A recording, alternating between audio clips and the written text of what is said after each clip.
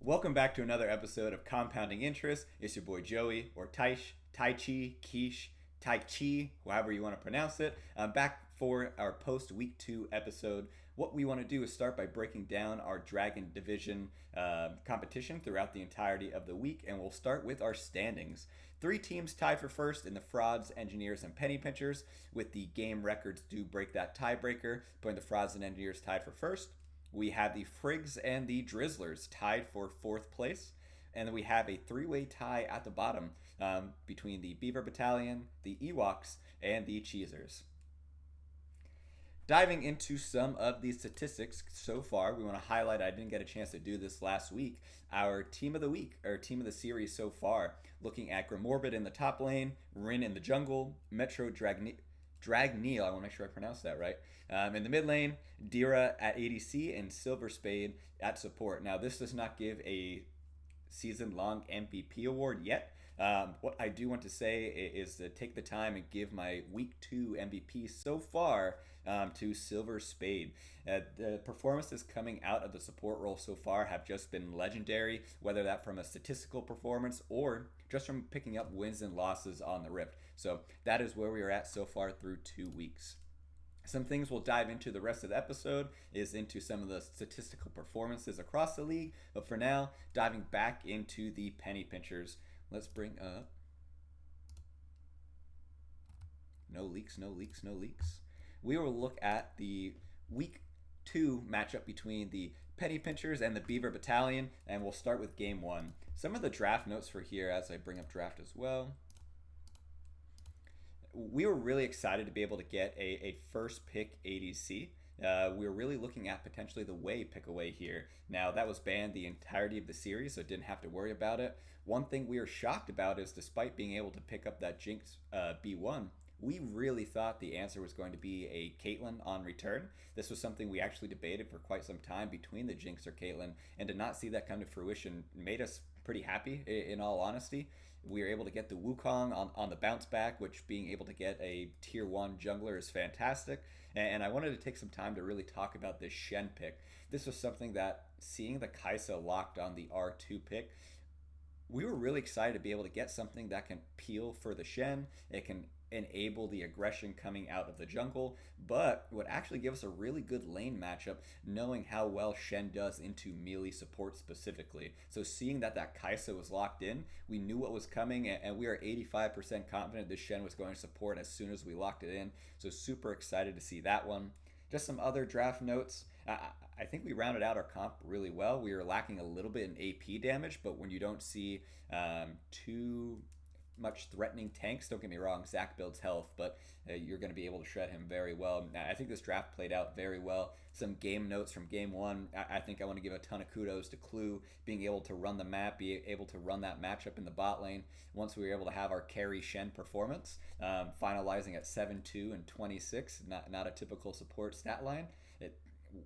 It was much easier to play the game from the jungle position and across the map. We had the map presence with the Shen, with the Talia, we had the Peel, we had Engage with the Ornn and Wukong. It was just a very well-rounded comp, and something that once we started to snowball, there was no looking back. So not much I want to say on game 1. Besides that, outside of our solo laners, another nice performance, locking in some neutralizing picks, but really able to put forth some carry performances as well. Looking forward to game 2.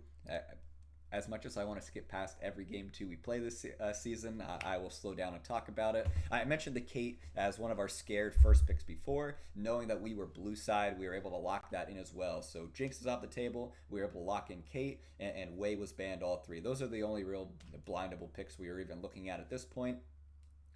Not a surprise to see the hard engage with the Nico Nocturne slammed in there. I think that's a typical play style we'll see from the Beavers in terms of they want to be able to hit the go buttons. Where we really messed up is just not having an ability to answer that. We put a lot of our chips in terms of let's get bot lane ahead and run the map from there to where they aren't even going to be in a position to hit R and engage. And this is something that, and I'll talk about it in the game a bit more, is we just didn't play to that play style very well.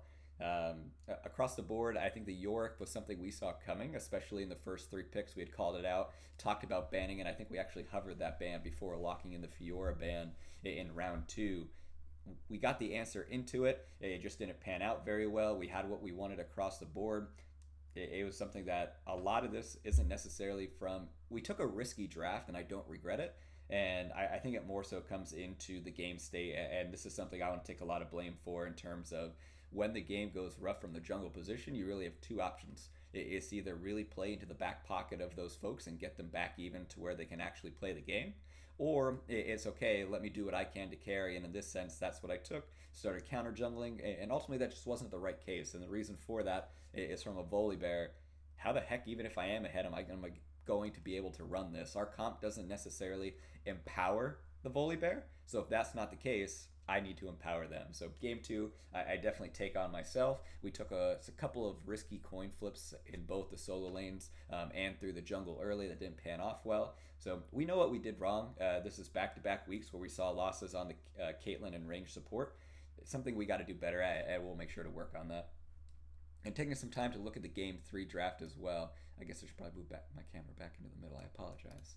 But this was something to where I was shocked by the Galio B1, so I'll give kudos where kudos is deserved to be able to pull that out into game three. But in general, I think we answered with a very solo queue comp. I was not super excited about this, but we were able to find a way to make it work. And I think that was really enabled by seeing a Galio Ezreal locked in B1, B2. I don't know why we didn't really pivot and pick some harder tanks into that. If you were going to slam some HP bars across our team on the red side, how does a Galio Ezreal ever win that? But what we were really looking for is it's game three, backs against the wall. We're going to lock in comfort. We're going to play our style, and we're just going to win. And I think that was something we saw. It was nice to get the Morgana into a three-way flex position between mid, jungle, and support. I think can play in all three roles. I think we had an advantageous matchup in support with Leona into Rakan. I'll take that any day of the week. And this is where, again, another shout out to Tyler in the top lane, getting that R5 counter pick. Free range, whatever you wanted into the Mbessa, and the Olaf really came through. And now the 427 stat line may not tell the whole story, but I will say that the Mbessa was definitely neutralized at worst. Olaf might not have ran over this game, but in team fights commanded so much presence to where Frog on the Unara could play however the heck he wanted, which was super nice. Some other game notes from here. The 3-0 start on the Bel'Veth was definitely scary. Not a surprise to see more coin flips going on the Rift for this team, but we were able to bounce back very well. I will give a shout out to the exhaust Trundle coming in handy there. Being able to exhaust and subjugate the Bel'Veth made it much easier to handle, despite the tankiness from the E, I believe it is. But in general, I think we played very well. I don't think the post-game story really tells the true tale of how this game played out. A ton of map presence and team fight pressure coming out from the Olaf. Frog guy pumping damage on the back line and walking away with the most gold in the game. Just a ton of kudos to both of them throughout the entirety of the series. In general, I think this should have been a quick 2-0. We had an okay, and I don't regret our comp in game two at all. Just something that I need to make the right decision to play from. So that's something we'll work on moving forward. We're going to see coin flips. We're going to see bad calls. We're going to see 0-6 starts at times. But I think this is something that I'm very proud of the team to be able to say, hey, this happens. Let's try to find a win condition. Let's continue fighting. But let's bounce back very quickly. If we know that those side steps are going to happen in the game to where it's not going to pan out how we want, it's always going to come down to how fast and how strong can we bounce back. And I think we're all on the same page there, which can be a dangerous mentality on a team. And the last thing I want to say about the series is a huge step up in comms this week. Big shout out to Clue as well, being able to navigate some of the setup for fights and where we want to play on the map. I think it's just another week of getting comfortable with each other, knowing when to joke, knowing when to push, knowing when to lock in. And I was really excited to see those comms step up from week 1 to week 2. Looking across the rest of the league, we'll start with the Frigs and the Cheesers. Now, I noticed that, or I called ahead of time there'd be a lot of 2-0s, and maybe not the direction that it ultimately ended up playing out, but this is one where it started out, and a big shout out here to Bjorg in the top lane. This was nothing short of a carry performance from a top laner. This is something you want to see typically in the Emerald average leagues, to where your solo lanes can really put up those performances. So I want to give a big shout out there. Always got to give a shout out to my boy Metal, being able to pull out the Nefiri mid in an homage to him, as well as not dying in game 2, pulling out the Morgana. I think this comp in game 2 from the Frigs was really strong, and you're seeing this across all of Scuttle so far. The MF in the bot lane having a ton of pop-up performances. Jax in the jungle has become a staple, seeing it pick banned quite often. I know there are some nerfs coming, but definitely seeing its advan- advantageous positions through the first 3 weeks or 2 weeks, and then Morgana having a nice showing as well. But Bjorg in that top lane on the AP carries, just a fantastic job in that series as well. Looking at the next series, the 2-0 for the Engineers over the Ewoks again, something that not many were anticipating, and I have to give the shout out again to Silver Spade in these performances, being able to set up the team on again a carry performance from the support, similar to Clue 8-0 and 15.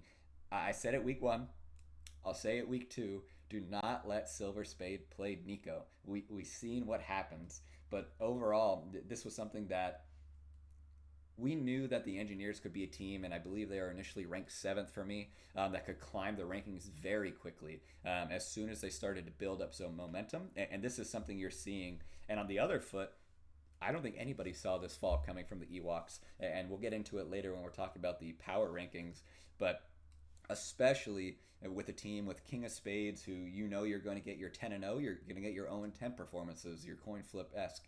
But in the bot lane, I don't think we were anticipating much coin flipping. Don't get me wrong, we knew the aggression was coming, but to see some of these rougher performances, whether it be on the Jinx, the Ezreal, I still would like to see some tried and true Tristana, Rel come out from this bot lane between Dryan and a camp, but there has to be a way to where bot lane starts to get ahead for the Ewoks, get a camp out onto the map, play with Angel to empower mid lane. It's a tried and true strategy. King of Spades is going to do whatever the heck they want in the top lane, play around those core 4, and I'm still confident the Ewoks would be able to bounce back in those scenarios as well.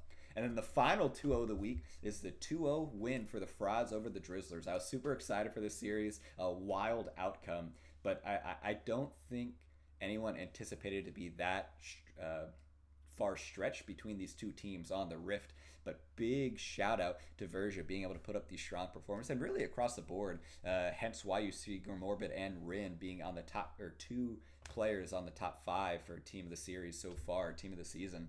Looking at the performances, Rin 708 on the Mundo, a very strong performance. Then again in game 2, I want to give some draft shout out.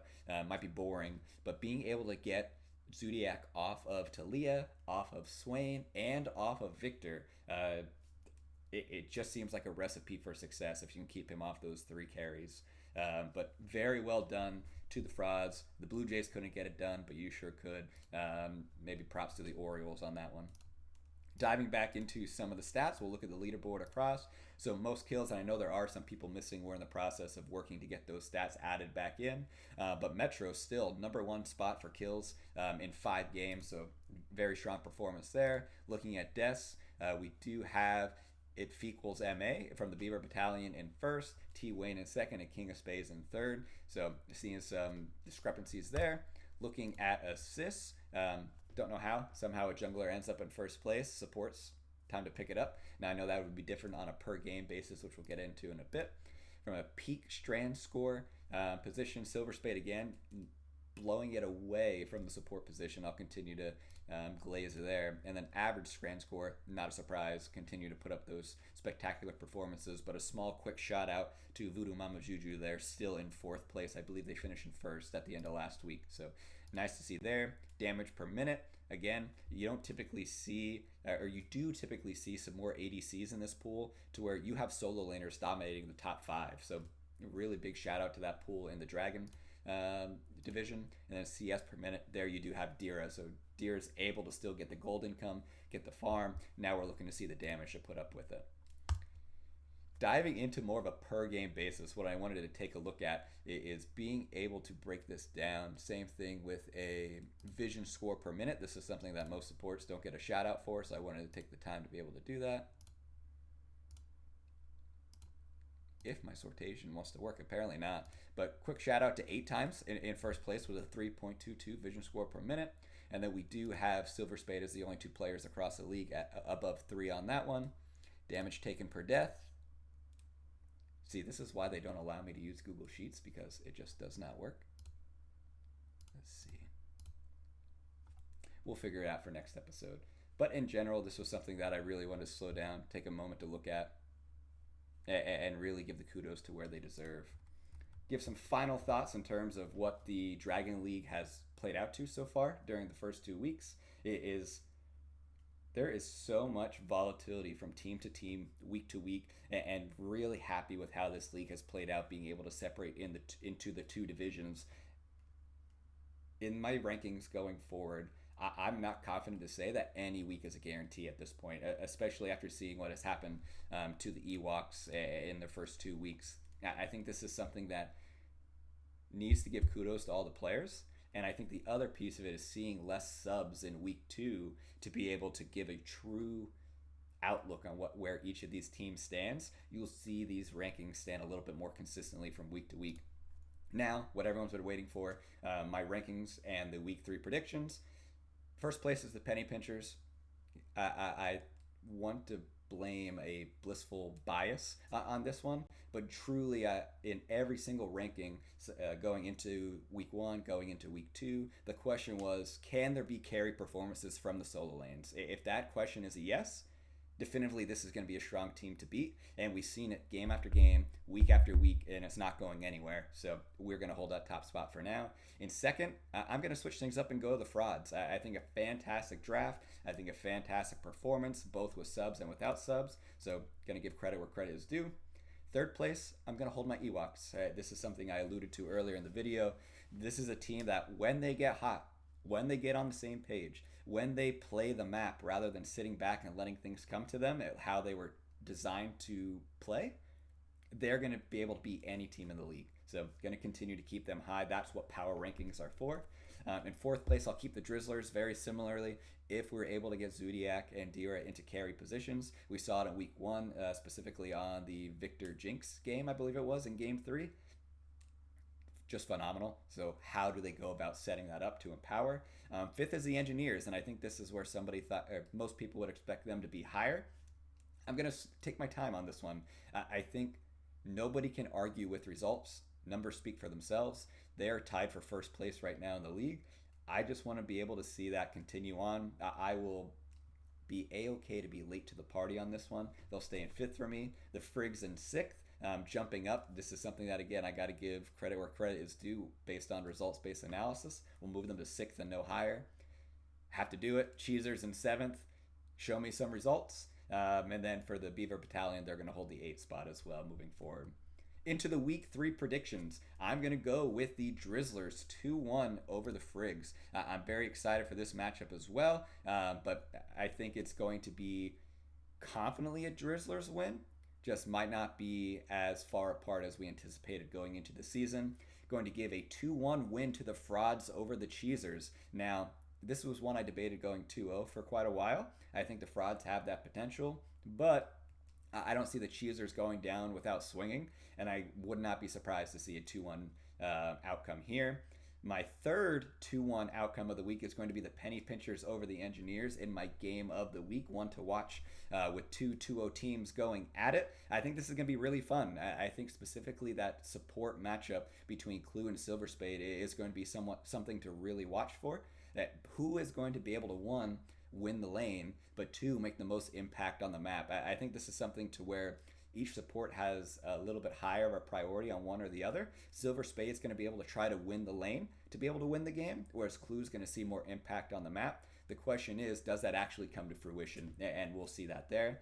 And then my 2-0 prediction of the week is going to be the Ewoks 2 over the Beaver Battalion. If there's ever a matchup to really bounce back strong, it's going to be this one for the Ewoks. I anticipate Dryan to have at least one 10-1 performance as soon as he locks in the Tristana, and we will see that going forward. But that is what I have for this week's episode of Compounding Interest. Appreciate you joining, and hopefully you were able to hear me this time. Peace out.